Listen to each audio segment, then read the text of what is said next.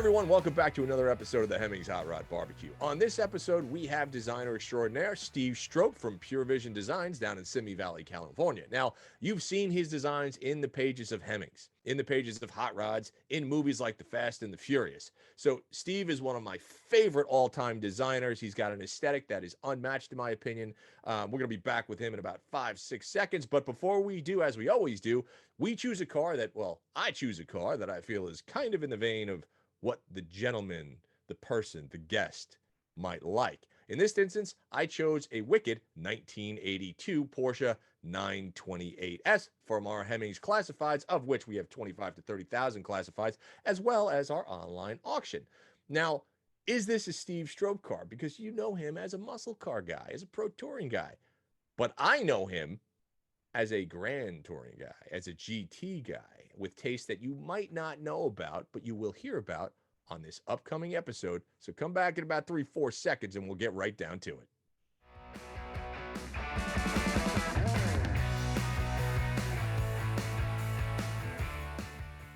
Hey everybody, how you doing? Welcome back to the Hemmings Hot Rod Barbecue. We are here with none other than Mr. Steve Strope of Pure Vision Designs. Now, if I'm assuming if you're a Hemmings reader or listener, you know who Steve Strope is because he's designed some of the most incredible cars, well, basically that I've ever seen, right? His aesthetic is something that's unparalleled. He doesn't follow trends, he sets them. And there are a lot of builders out there, quote unquote builders, that wish they had the talent. Are we talking about the same guy? Yeah, we are, dude, because you know that I've been a fan of your stuff for a million years. And it is, thank you so much for coming on, Steve. Really appreciate it, dude. Sure. So, thank you again for the opportunity. So the first question I have to address, because last time I saw you, I think we were doing a piece on either your GTO or Rogan's Nova. I think I did it for Hot Rod Magazine, and your hair was not that long. So what is happening here? Walk me through this. Well, I'd love to say it was COVID, but it's not. Before I moved out to California in 95, from 87 to 94, I played and traveled in bands. And that was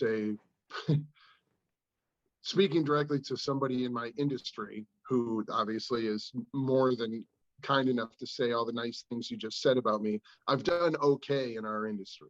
Mm-hmm. And I would trade it all in a second to go back on the road. Would you really? Again. Really? Oh, that was my life. That was my life. You know what? The car thing was my hobby that kept me sane. I tinkered and played with stuff. I tinkered in my dad's barn, and my aunt's garage is where I built my my 67 El Camino. That was my first feature in Hot Rod in 95. I was on my way moving out to California, driving said El Camino, and timed it that I was stopping at the Hot Rod Super Nationals in Ohio, and Jeff Smith and Rob Canan, then editors of Hot Rod, asked to feature the car, which you could have tipped me over with a feather. And that started all this nonsense. Right. But I was, the thing is live. If any of you have watched, or if you have watched any of my TV stuff, I'm animated. I'm definitely not an introvert. No. I'm that times 10 on the stage. So people would come backstage and expect to see like lines of Coke and everything else. And I still am dry. I've never done anything. I've never even had drag off a cigarette. Never had anything. Good parenting. Yes, very good parenting. So people would come backstage, and here I am with a bottle of water and a Snickers bar and my issue of Hot Rod or Carcraft. Right. That was me off stage. So always tinkering, always building, and eat, breathe, and slept it. You know, I really, really love this industry and this hobby. But that was my hobby. That was the fun thing I was doing. So to bring it around to right here, really, I was asked to join or put a band together with some really great guys. One, in fact, I'll do a shout out. The band is called Through the Years. Mm-hmm. And we have these big monitors on stage, TV monitors that, example, you remember that big spinning wheel in Price is Right? beep, beep, Oh, beep, sure. beep. Someone Sure. that spins and it's got years on it. So let's say it stops on 79. Then we'll kick into a song from 1979, like Let's Go by Cars, right? Sure. And while we're playing, those screens are playing photos and images and quotes from pop culture of 1979. So so people our age who would be interested in that kind of music are submersed. And we play the song Album Perfect, and 90% of the guys in the band are all ex-touring, traveling professional guys. So it's Right. not a garage. We all know what we're Gotcha. doing. Right. In Right. my Right. area in upstate New York, in 1991, I won Upstate's Best Bass Player. I have my Oh, own nice. signature model bass. I have a handmade signature bass that a luthier builds me. So I'm really good at that. The car thing, I just kind of, Okay. I tried to do Fell an okay into. job. So Yeah. we've been Well, playing again, and we started playing a little bit before COVID hit, and or BC. yeah. Yeah. Yep. Yeah, Before I got COVID. it. And started playing some really big clubs out here, and already Okay. bringing in a large crowd. And then everyone had to turn the lights off, and Right. because of the clubs were closed, everything was closed, as you know. So And I, I'm assuming during so I'm COVID playing then again. Clubs are you are. back open. We just played. I just flew my drummer out from New York. Our current drummer moved to Texas, and so I flew my drummer out that I used to travel with, and he sat in. We played a really big club a week and a half ago. That must have felt So fantastic. all awesome being back up on stage. It's my second home. I feel at home when I'm up there. Yep. That's Yeah. cool. So there's the hair story that nobody cares about. Well, you know what though? Because I mean, I think it's Except Jeff Koch and Terry McGee. They'll give it. They're okay. well, I mean, listen, for guys that grew up in that area, especially in New York, right? And from the music from the Yeah. 70s and the 80s and stuff. I mean, that's that's me as well, right? I Yeah. mean, that's my aesthetic. So I totally get it. So Mhm. through COVID, did COVID affect I mean, I'm assuming it really didn't affect you that much, did it? As far as, I guess, the touring and the music, but from the automotive standpoint, from the building standpoint, did that affect you at all or not really? Not at all. Yeah. Okay. Okay. Actually, I'll change that statement. There's two parts or two sides of that question. One Sure. is, did it slow down the workload being required by customers or potential customers? Not at all. Okay. Did it slow down trying to get my hands on parts? Because manufacturing and shipping and Yeah. stocking of parts hit some roadblocks. Yeah. Okay. But as I'm sure you should know this next statement. Our industry, I talk with, I'm fortunate enough to be friends with a lot of the people that own the companies that make the parts. Like, Sure. Flaming River and Dynamet and Sure. guys at the top of the shelf at year one and da da da da. Every single one of those guys, since the business, whatever business it was open, Yeah. had record sale years. Yeah. Record. Yeah. Like their number one top record year was last year. Yeah. Go figure. So I've had roundtables about that, and I can only people are taking their stimulus checks and buying Edelbrock intakes. And Well, it's interesting. We just did a road trip from Michigan all the way back to San Francisco, and we had stopped off at Summit in Texas, which I think is their biggest physical location. And bigger they than the said, Ohio man, one. yeah, they said when those checks hit, man, there were lines out the door. They couldn't let people in because of COVID, but they had record sales. And every manufacturer, every aftermarket company that I've spoken to, same thing. I think people couldn't go anywhere. They couldn't do anything. So they were in their garage wrenching and building whatever it was that, they wanted to get done before the season hit. So here, I absolutely hate politics, but we can throw this in for the absolute fun of it. Hey, people at the top of our government, before you put the country in debt, you should probably take a look at, nobody was buying food with all that money. They were buying car parts. Maybe it wasn't needed. Kinda. Or people are stupid. Yeah, I mean, it's, everybody looks at it just as free money, but that's a whole nother conversation. Yeah, I know. That's That's yeah, why that yeah, that's yeah. why I was like, maybe I shouldn't get into politics. But it struck me that way though. I'm like, shouldn't you be buying, staple things? Dude, But everybody that I've spoken to, like I said, the manufacturers all have said the same thing. Record years, yep, record supplies, I yep, mean record numbers, hard to get supplies, hard to get yeah, parts, which I totally understand. But the one thing good that did come of that, I love that people dove back into the hobby head first and just exactly. it was an opportunity, I think, to really inject some adrenaline into the hobby because everybody was like, well, I can't go anywhere, I can't do anything, I have this car or truck sitting in my yard for a million years, fuck it, I'm just going to get it done, I'm going to build it, I'm going to wrench on it. And I think Yes. that has been a godsend for the industry. I agree with you completely. I have a mildly a skewed version of that. It's after I got done rebuilding the deck and doing all the honeydews that I'm forced to do. Yeah. When the money's left over, I'm allowed to tinker on my car, but I'm not bitter. Hmm. Um, Right, yeah, exactly. So let I me ask you, dude. huh, Go ahead, sorry, I didn't mean to cut you off. no, it's but all joking aside, I agree with you completely that it was a massive shot in the arm. And again, I've done lots of little discussions about this online also, that the industry got a huge impact, and there's a great um, offspring from that too. So guys are back working on their cars, spending money. The industry got a nice jolt financially, and guys are back out, like we said, tinkering. But the cool thing is theoretically now all those guys are going to be out at car shows, Yeah. hanging out, Yep. cruising, not just, hey, I screwed it together and got it running, and now I'm going to ignore it and go back to Right. work. Now it's, well, we got it running. We can go cruising. We can take the Yeah. kids. We can whatever. So hopefully it's not a shot in the arm for last year because everybody spent a lot of money and the manufacturers sold a lot of parts.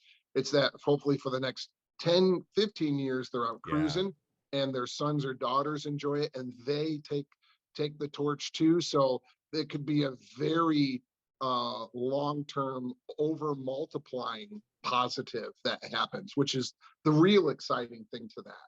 No, Yeah. it's a great thing.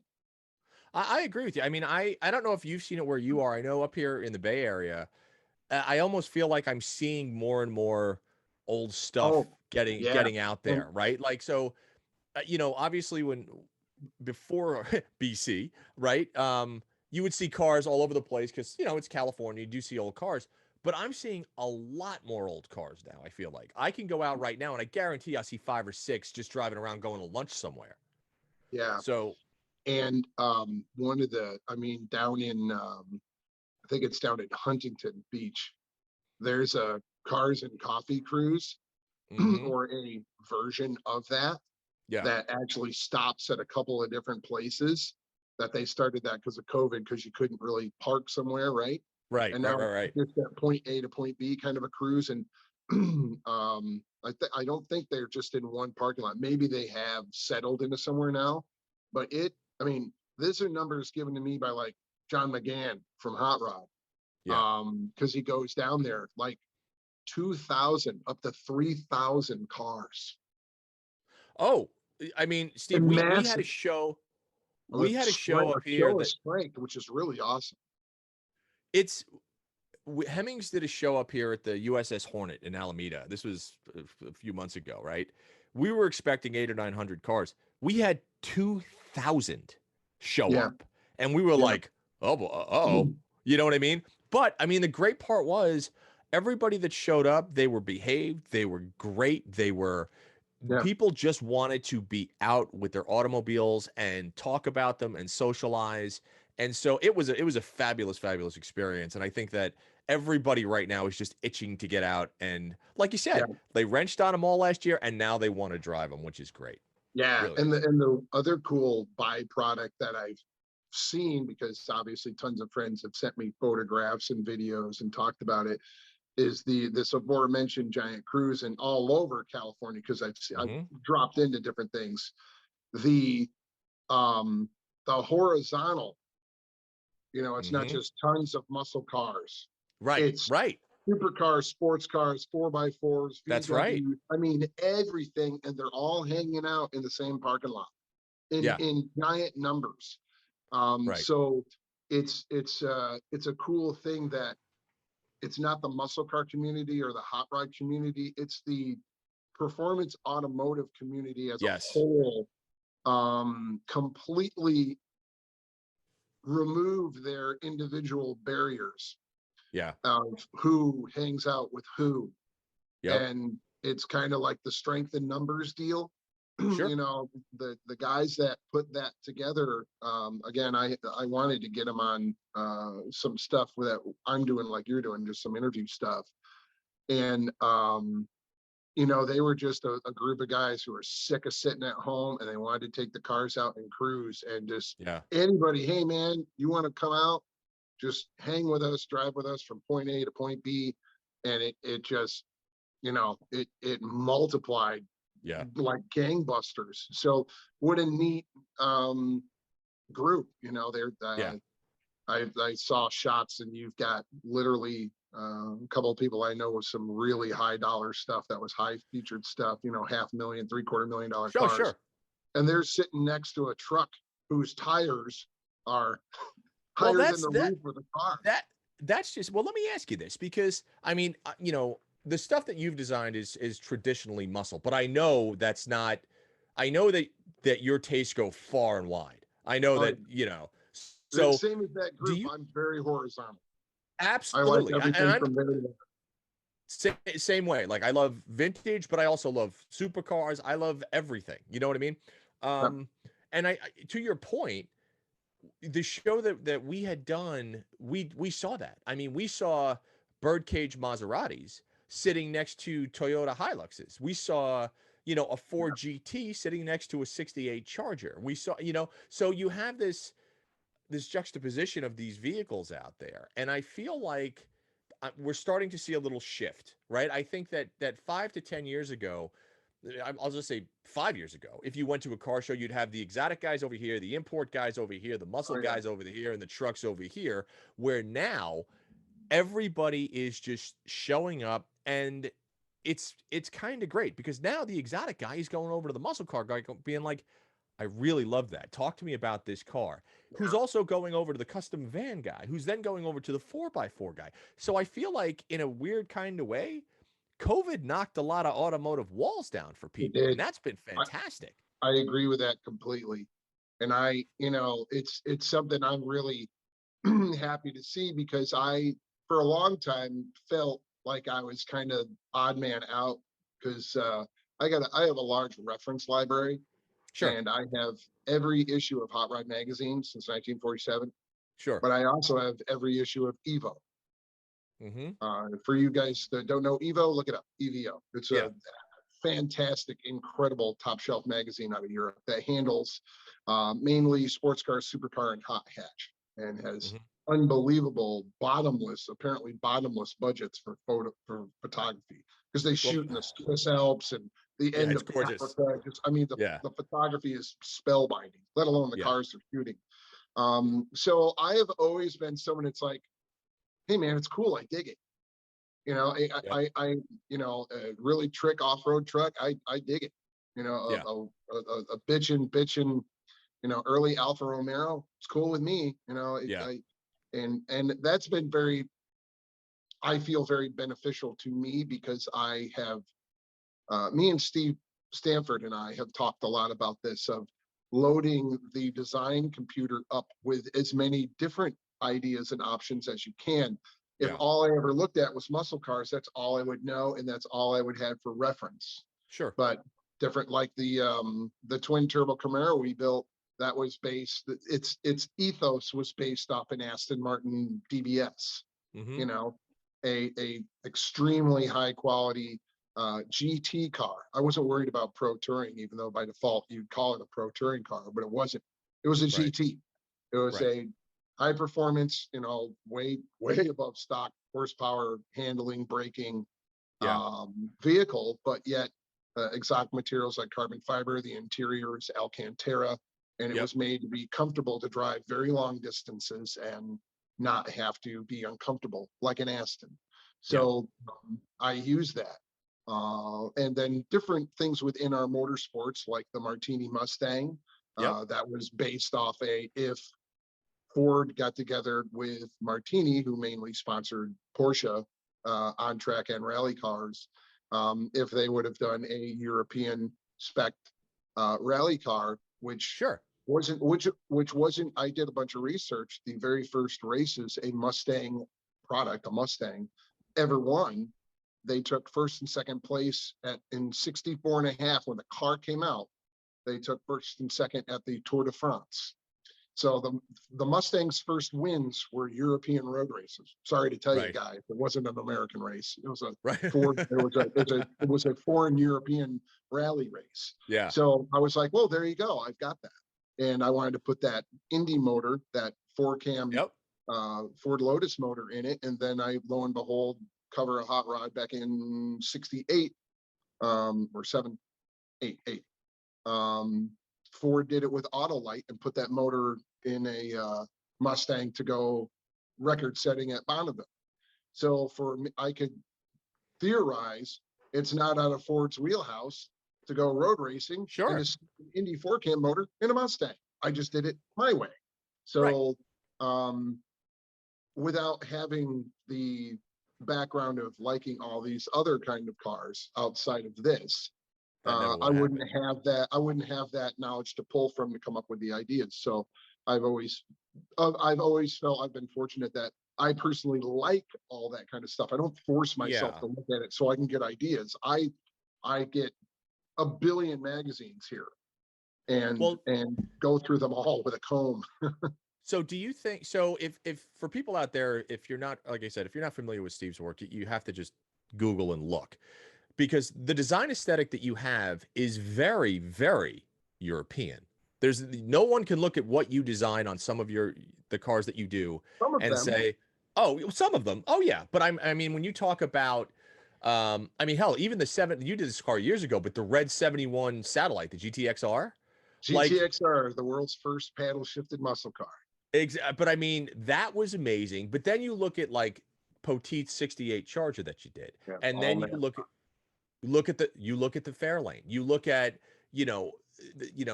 a lot of your aesthetic, the Mustang, same thing. It's very European. And it's like, what would have happened if, like you said, what would have happened if Aston Martin had built a Mustang? What would it have looked like? Right. And I think that a lot of those design aesthetics, most designers just wouldn't kind of put together, and you do it in a way where it simply works, to the point where I'll see it and I'll be like, son of a bitch, because it works. It simply works, And that's the biggest compliment you can give someone who's designing something. And I've obviously been asked a lot of times by younger guys or designers and builders or up and coming people, and they're like, well, what's the secret? What's the whatever? And I go, there's really no secret except for, try to keep your mind open for different design ideas, the ethos, the core of what the idea is, right? And then you have to stick to that very religiously. Like on the Fairlane, that was a potential that we called it the Black Ops Fairlane. In other words, I created a backstory, all the way to a backstory that never existed. I said, what if Ford had this, like Chevy Skunk Works, they had this thing called Black Ops. And it's where they tinkered and fiddled with their performance stuff for the race series they're involved with. And they had this Fairlane because that's the body they're using that they did. They used it for drag racing. They used it for NASCAR racing. That was their body that they were supporting, that they were pushing in racing. So what if there was a prototype testing a bunch of stuff like that illegal sock motor that they can't use in NASCAR? They can use it in other things. So let's stick it in there and let's look. I mean, we made it from scratch based on the what if from my head, but let's do an adjustable torsion bar suspension. And the torsion bars are going to hide inside the frame rails. They run inside the rails and come out the links on the lower control arms. And that Jim Hall at Chaparral, they have those giant wings on the car Sure. that are Yeah. air brakes. Let's put a wing on the back that works with the brake pedal and is an air brake. And let's have so what I'm saying is I never step outside the corral, and I design for the corral. Everything on this car has got to fit this. What if these black op guys were trying all this technology? This car was never going to be entered in anything, but it was going to be a rolling test bed. So all the way to, which most people missed, on the fan shroud of that car, it's actually two pieces, right? There's the center, there's two pieces, and where they bolt to the radiator or the core support, there's slots, and there's actually a line, and then kind of like a sticker per se that looks like a tape measure, and it closes. You can close the amount of opening, letting air through or not, and open it. And that would be it, because tons of NASCAR guys that block off the front tons of times for aerodynamic purposes. So here is a sliding test measurement tool with markers on it for them to go, oh yeah, we closed it an inch and this is what we got for top speed. Is the owner ever going to move that? No. But that's part. When I was doing the walk around, that car won the Ford Design Award at SEMA that year. When I was showing the Ford designers, they were like, oh my, you're gotta be kidding me. You went down to an adjustable that never existed. But what if they would have done this? Yeah, they would have done things like that. So that car is full of stuff like that because it keeps the ethos, but it's not, which I've used this insult before.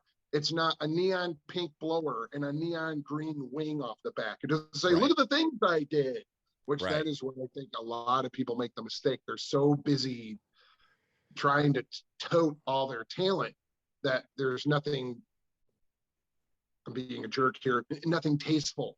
And more importantly, not my opinion on taste or not, it's not for the car or for the ethos of the car. It's for their talent to be shown. It's like, you should really pull back on the harness and try some restraint and design for the car. And we call it the Easter egg hunt because a while ago, I had people come up to me and go, I come back to your car like 5-6 times and keep finding things. And I'm like, oh yeah, right. There's a million things to find, but none of them are in your face. And that's why your comment of there's always cool things to find, and that my cars have a lot of depth.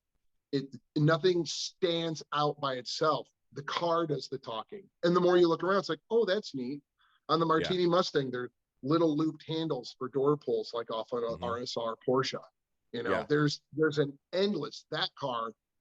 I can walk you or someone who's very knowledgeable. I can put that car in a lift and I can walk you around for 2 hours. Well, showing you all the things changed on that car that you would have no idea that we did. Well, when I saw Rogan's Nova, right? Which is being unveiled, finished here at SEMA this year. Okay, so I will be there for that. Yeah. It's going to be a Dynamat. Okay, so that car, I probably walked around that car for 45 minutes, just staring. That was just in bare metal. And that was in bare, when I saw it was just in bare metal, and it was little things, little nuances that I was like, wait a minute. And it's for somebody like me who knows these cars, walking around them, stopping, turning around, coming back and be like, wait a minute, I want to look at it. And it could be something as small as a taillight or a dash bezel or something like that. And I'm constantly going back and being like, wait, whoa. Back up. And like I said, if these cars are kind of your hobby and your passion, we memorize stats and figures and design like nobody's business, right? Yeah. So when you see something that's out of the ordinary, but not even out of the ordinary, that's not stock yet improved upon, you go, son of a bitch. You're like, and then I always go back to, I'm like, well, why didn't the designers do it like this? Right. That's half my deal too.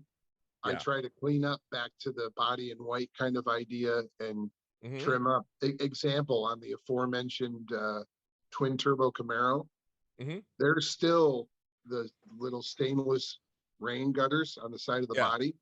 We cut them and tucked them in a 1/16 of an inch. Yeah. Brought them in a little Minor, bit. Minor, but it makes minor details. 20 minor changes make a big deal. Yeah, And absolutely. that kind of detail is all over the place. So, And on the Nova, as you know, the whole side of the car is 69 F body. oh, yeah, which people need to. So look up Novaro, right? Steve Strope's Novaro, right? Is that what we're calling it? What, the Nova? No, The Nova. no, What's the somebody name? called it that. We just call it Joe Rogan's Nova. Oh, just no Joe Rogan's. No, okay, But well, fair enough. if you Google Joe Rogan Nova, the only Yeah, photos up of it are from photo shoots from Hot Rod and some other yeah, shots I in wrote it. bare metal. And So, there's some amazing.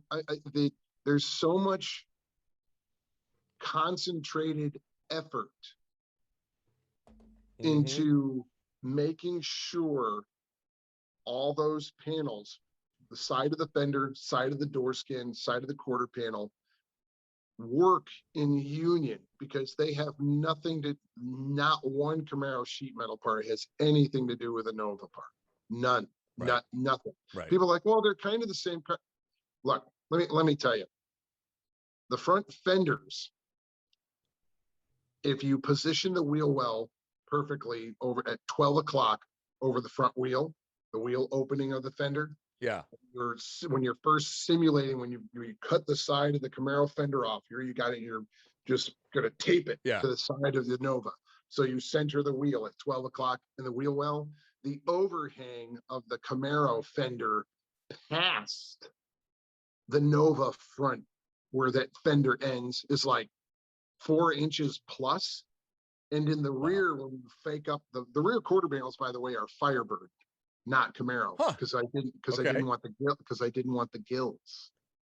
I didn't want to go Oh, all sure. I didn't Yeah, want to go all Camaro. I yeah. wanted Okay. the shape of it, but I didn't want to have the 69 gills. The Okay. Firebird is the same quarter panel without the gills. Gotcha. So I use that right there. That's the 1%er stuff right there. Most people would be like, yeah, use the Camaro quarter. No, I don't want to go that Okay. far. This is still a Nova. What if Nova had this imaging? Right. Sure. They still would have separated, and only the Camaro would have had those gills in front of the rear wheel. They wouldn't have put Right. it on Nova. Even if this car got built, they wouldn't have done that. They would have left Right. that for the Camaro. That's the 1% that matters. Yep. So anyway, if you position the rear quarter panel on at 12 o'clock over the tire with the wheel well, the Firebird F-body rear quarter panel stops like 4 inches short of the end of the Nova. Nothing fits. The Nova's got a body line that had to go, because now the line are those spears that come off the Yeah. Yeah. wheel well Yep. opening. Absolutely. All of that had to get altered, and tons of roll it outside, look at it, roll it outside, look at it, roll Yeah. it outside, look at it.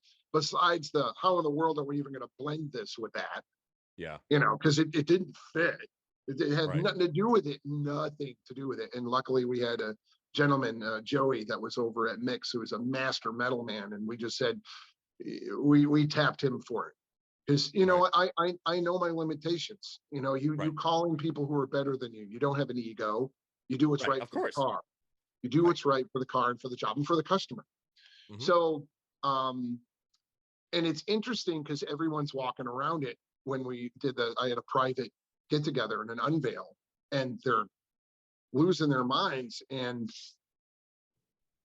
I love it because people go, did you do something with the dash? Yeah. Of course. Yeah. The That. Well, dash is I different. noticed that when I saw that. I looked at the dash and I was like, "Wait a minute."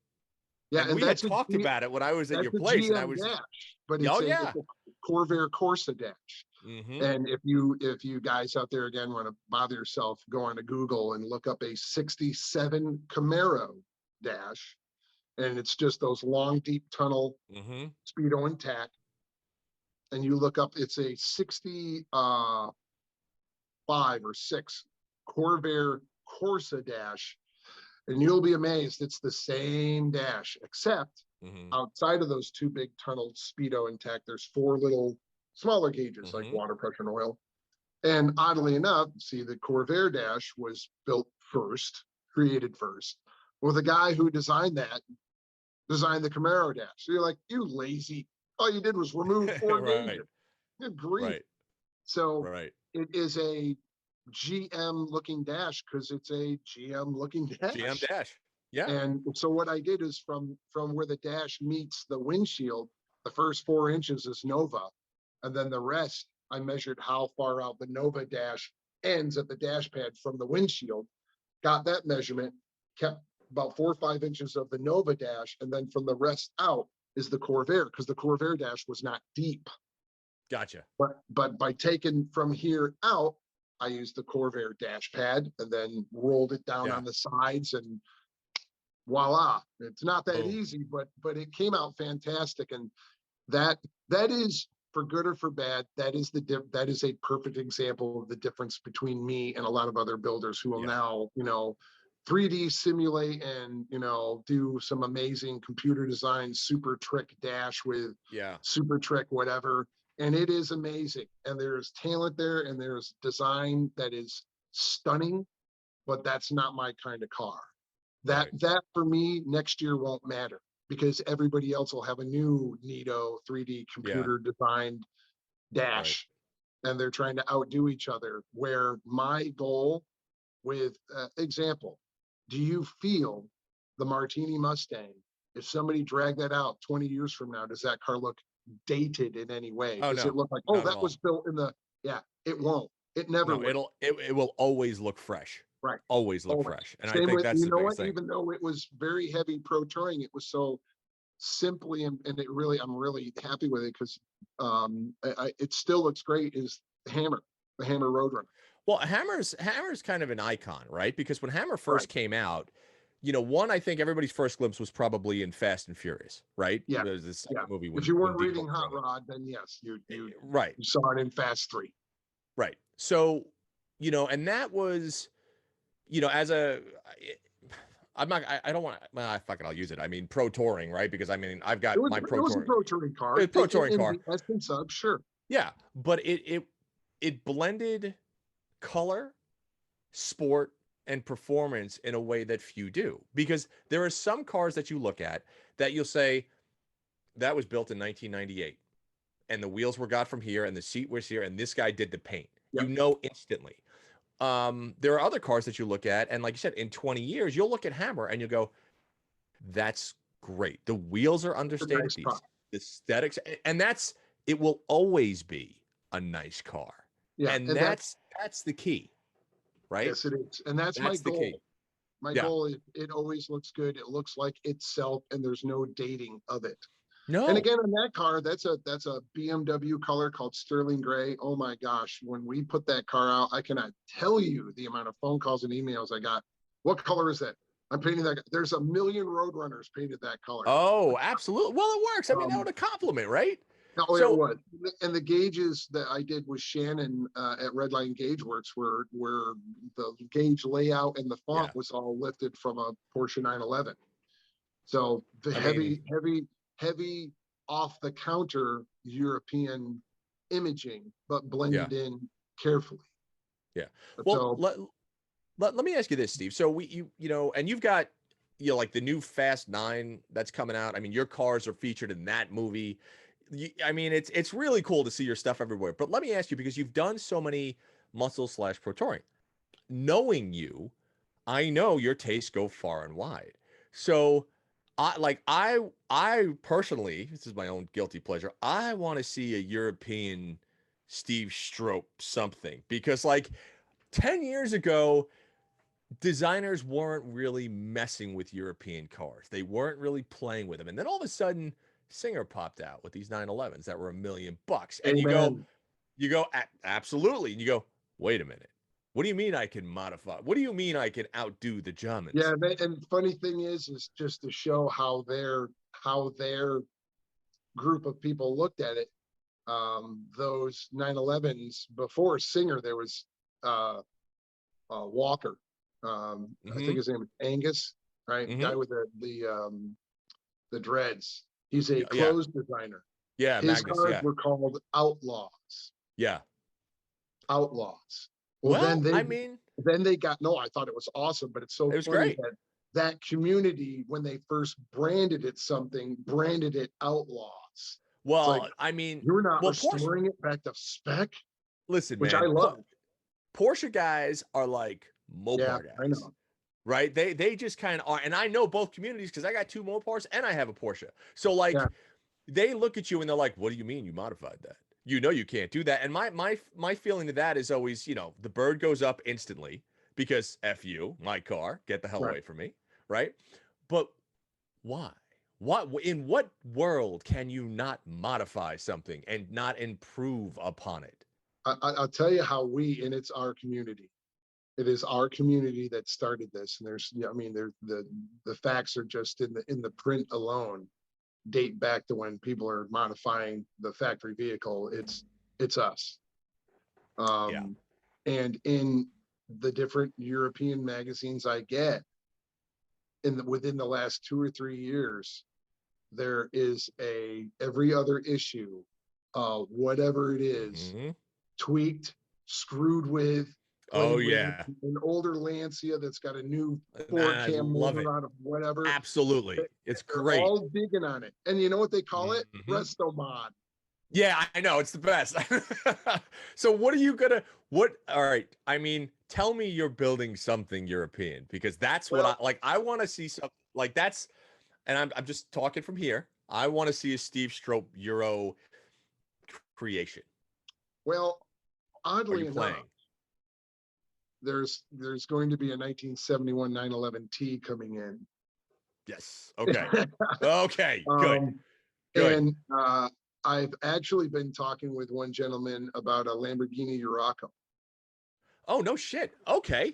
See, that's So I'm hoping, because like I said, I eat, breathe, and sleep that stuff as much as I yeah. do Hemmings and hot rodding, car crafting. Well, those are defunct, I but know. nonetheless, I am in those books every month as much as I am. Yeah. And you know what? I have to change gears for a second. I do have to blow some kisses towards Terry McGean and Jeff Koch and my bros Mhm. over there. Well, Jeff's down in Arizona. Terry, of course, is back at the homestead, Yep. Back in Vermont. back easty, back in Vermont. When they defected and left Hot Mhm. Rod and went to Hemmings, and then Terry started, moving and shaking that book. I've called him many, many times and said, I just love the new issue. And you do stuff, and he gets the joke and understands it. I go, you do stuff that if it was in my hot rod, I'd be screaming. But in Hemmings, you have such this amazing mix. Like, where else would I learn a whole expose about a 401 powered state trooper Right. javelin? Right. Right. But in Hemmings, I love it. I look Oh forward yeah. to and Sure. stuff that it's because it's fun and eclectic. Like this month, we're going to be featuring the 73 Olds 442, which Yep. nobody cares about. Right. Nobody. But in the way that Terry lays it out, it's like, ooh, I wonder what oddball, strange thing. Right. And then of course he finds a mint version of it, so Of it's a course. nice example of It's the the breed. best one ever. Right. Yeah, and on top of it, I've congratulated him many times at getting. I know it was. I'm gonna get you in trouble, Terry. Sorry. I know that he had kind of an uphill battle with some of the brass to bring in the modified muscle cars, and he Yeah. even wrote a editorial speaking to the readership, going, "Don't worry, your numbers matching GTO Yeah. tri-power. Not going anywhere. We're still gonna have them." And he still got flack from people, and I'm like, Oh. I should understand it. I don't understand how anybody with a really cool numbers matching Yenko Camaro would go, I don't understand why you guys put blowers and big tires on things. I'm like, Well, I think that you're into muscle cars. Of course you understand it, you dummy. of course. Yeah. I think that crowd I'm I don't even hoping know how is anybody's fading. ever complained about that. Well, Readership is I'm hoping that crowd is fading. That's the thing, right? Because you get these people that are I hate to use the term aging out, but just aging, period. Right. And now you've got the guys that are 40, 50, 60 that are really kind of diving in here, and they want stuff now that, because let's put it this way, if you, everybody knows this, if you go out and you drive a stock 50-year-old muscle car, it's quite terrible. They're not good, right? They're fast and they bring up emotion, but like, you might as well be driving a dump truck around a corner. I mean, they don't stop for shit. That is an emotional car. And I will say this till the day I'm dead, because I've driven hundreds of them, thousands of them. When you improve, when you enhance, now all of a sudden you're taking those emotions and you're bringing them to a level where, you know what, I think I want to go on a 500-mile drive. And you can do that now. So the Yeah, people that's my that, Oldsmobile.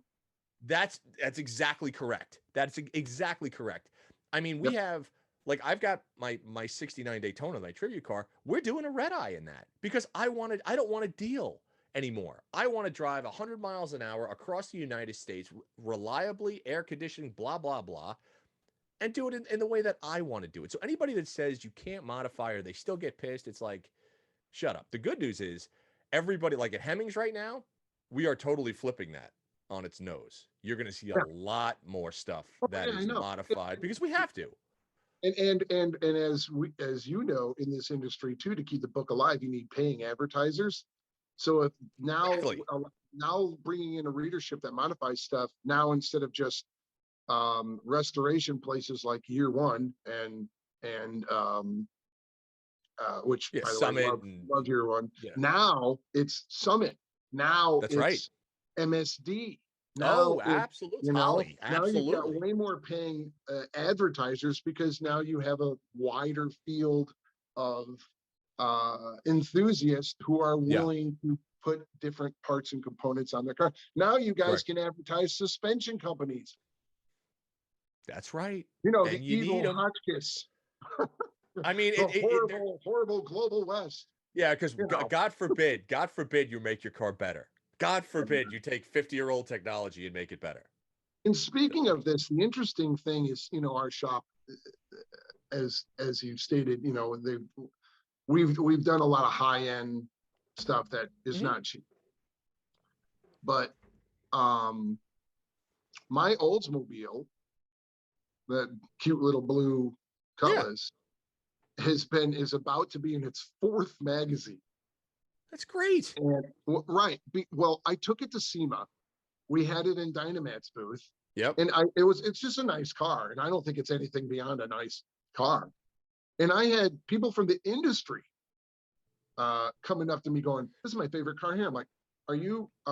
Did you miss Ring Steve, Brothers it's and it's Foose it's and?" not it's not Well, overdone. right, It's that's what, not and overdone. they went on to go, "Yeah, but this thing's like so cool and simple, and I could get in this right now and drive it, right?" And I'm like, "Well, yeah, of course." And they're like, Yeah. "No." That being said, I'm not talking to brag on the old. I have 4 cars right now in the shop that are of that same ilk as for it. They're super nice. They're not Yeah. cheap, but they're Right. not Fairlane money. Hmm. And they are everything's in fact, last night I was over at Jeff Smith's place. And for Hmm. those of you who don't know Jeff Smith, he's my favorite editor ever. He was the man at the helm of Hot Rod Magazine when I was growing up, and also the first man to put me in that book. So this is all his fault. There you go. So he's got his original high school car, his 66 Chevelle. Pete Hmm. Santini just finished painting it, and they just put it on the chassis and they're putting it together. And I was telling him that the 4-5 things that I think he should do to it, even though it's the Yeah. original big block in the car. It's the Yeah. original 4-speed in the car. I said, this is what you need to do. You need to put Dynamite in the thing. That's not going to change anything. No one's going to see any Right. different. Just make it You better. need to change the headlights to these Hellas that I have in my Oldsmobile Hmm. that are H1 and H4s that completely change the enjoyment of driving that thing at night. Hmm. You need to put in Dakota Digital's gauges that look Yep. factory but shine like a brand new Lexus at night, Right. which I was very fortunate that they made me a one-off for my olds. Well, Hmm. Jeff's got that already, which was wise of him. And I go, and go get that 7-speed wiper from Detroit Speed. So, and Mhm. it's whisper quiet. And when it's Yeah. just barely sprinkling, you can turn it on low and it goes up like every 40 seconds. Yeah. Oh, so, Yeah. and disc brakes. Mhm. There you go. So the Well, he's suggestion, got in like Hotchkiss, which he's already got. He's got sure. somebody's suspension on it, but that's it. There's no giant 6-piston brake. There's no Uh-uh. 22s on it. Nope. There's no handmade leather interior with a 9-inch flat screen. Right. There's none of that. But Dynamat, we'll say Hotchkiss or Global West, Sure. just a simple disc brake, Mhm. that wiper, those headlights, Yeah. and the gauges. Well, I mean, think about it. That's improvement for drivability and enjoyability, And right? enjoyment. That's You can that's the turn on the key. headlights and actually Well, see. that was so. Do you remember when I was down at your shop and I drove the GTO, the GTO convertible? Oh That yeah, was that car. That was that that's car. that's That was the upper limit of that idea. But yes, it right. is.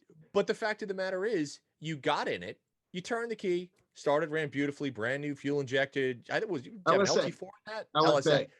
So suspension compliant, doesn't beat you up, Oh no, dynamat the whole car. So you know what? Not a squeak, not a rattle, right? yeah, in a No, convertible. and a convertible, exactly. Handling was beautiful, braking was beautiful, but not over assisted or anything like that. And Yeah, so that is a car that you could literally get in and you could drive it every single day for 100,000 miles, and you have the exact look you want. You have the yeah, feel of a modern car. That's what the right improvements do to a car. And I think that people lose sight of that. And like you said, I think a lot of these builders out there, with everything that they put on the car, it's to say, look, like you said, look what I can do, as opposed to look how it's better. And they lose the quote unquote better portion of the build. yeah. That's the Well, thing that they always leave the kills me. ethos. They're not focusing for Yeah, the car. And correct. there's a fantastic quote that I've used again in different conversations that actually came from the first Jurassic Park movie.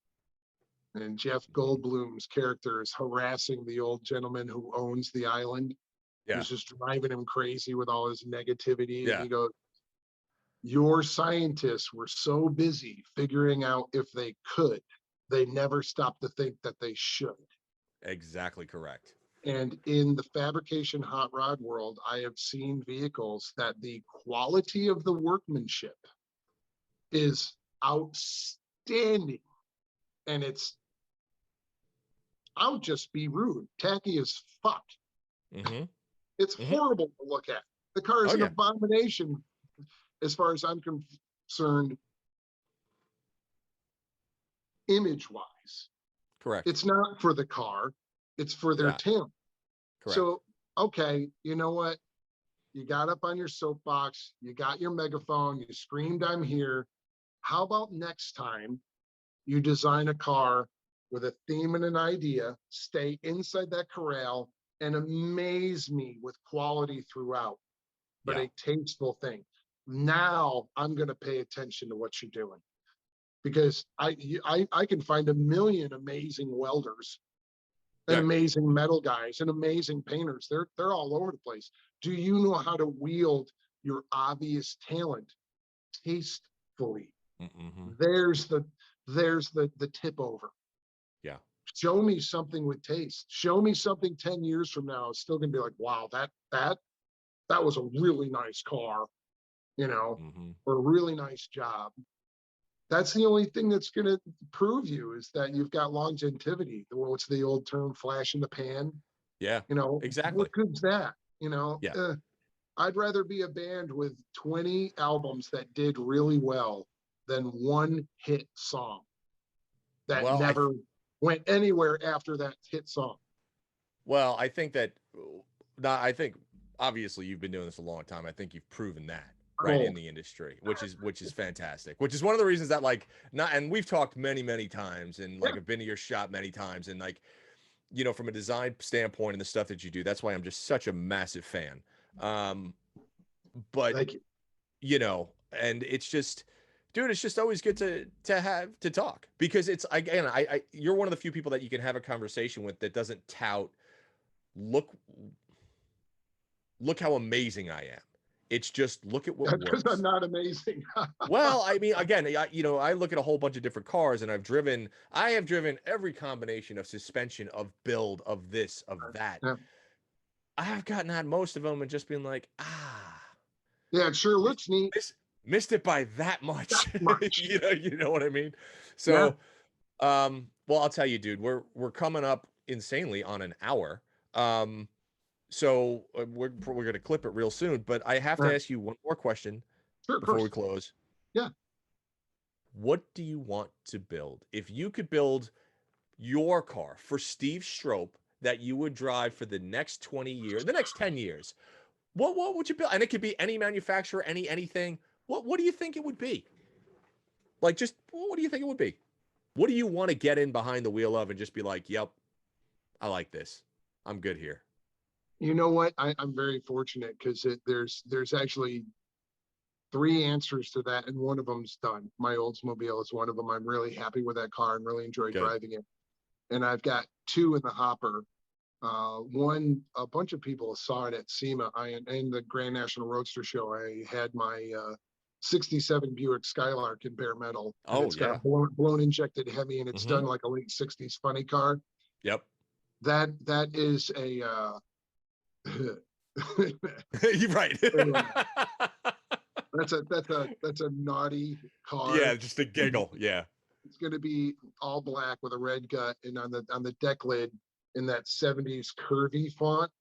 You Mm-hmm. know, it's going to be done in gold leaf outlined in red pinstripe, and it's going to say moving violation because it runs Mm-hmm. funny car slicks on the street. It's full open zoomies. There's Yeah. no pussy secondary exhaust system. Yeah. There's none of that. Oh, I got cutoffs. Yeah. Just full Fuck insanity. you.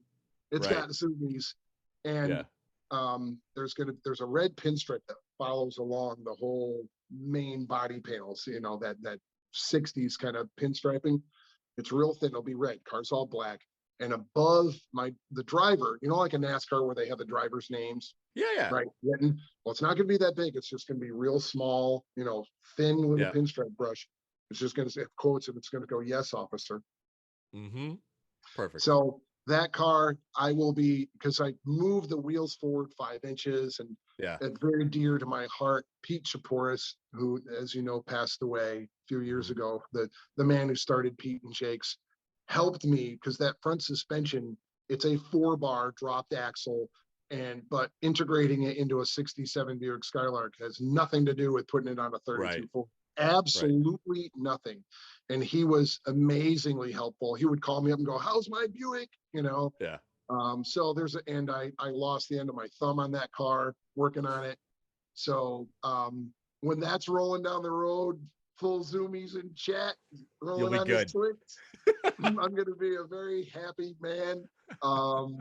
I can't contain it. Well, I love the fact that you And get so excited about these things still. yeah, I think that's brilliant.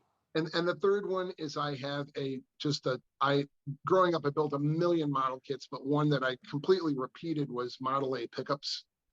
And I found a sweetie. I have a 1931 Model A pickup that's all Henry Ford. A gentleman local passed away. He was a machinist, i.e. anal lunatic, an ex-naval officer, i.e. anal lunatic. I have all his registration slips going past 50 years of ownership. The car turned 90 this year. That's great. And Jeff Smith is building me a tunnel ram 327 for it. And it's going to be all hugger orange and done like a 60s show car hot rod, that heavy 60s drag race, angel hair, tons of chrome, polished Halibrands, real wheels, actually, real Roberts wheels.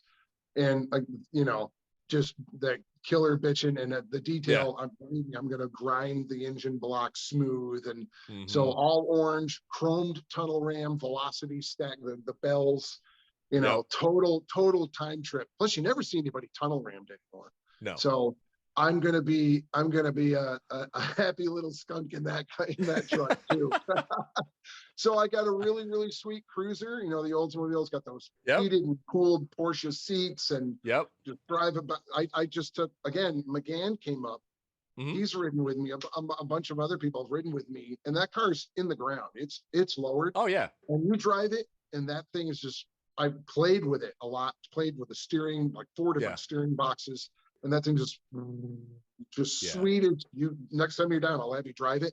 I love it. Sweet as pie on the highway, and just roll the window down and crank up the Van Halen and go to the beach and hang. So I got one of the 3 done. The other 2 are in build. So I'm a fortunate man. I got some cool stuff that makes me very happy, and that's what's Well, important. Build what makes you happy. I couldn't agree more. Well, Steve, thank you so much for coming on the barbecue. I can't tell you, it is always a pleasure to talk to you. Next time I'm in LA, obviously I'm coming by because Yeah, why wouldn't I? of course. But yeah, man, Steve, thank you again, and your passion and your love for the vehicles and vehicles that you haven't even created yet is infectious. So Yeah, please don't ever change that, man. Thank you we're so not gonna. much.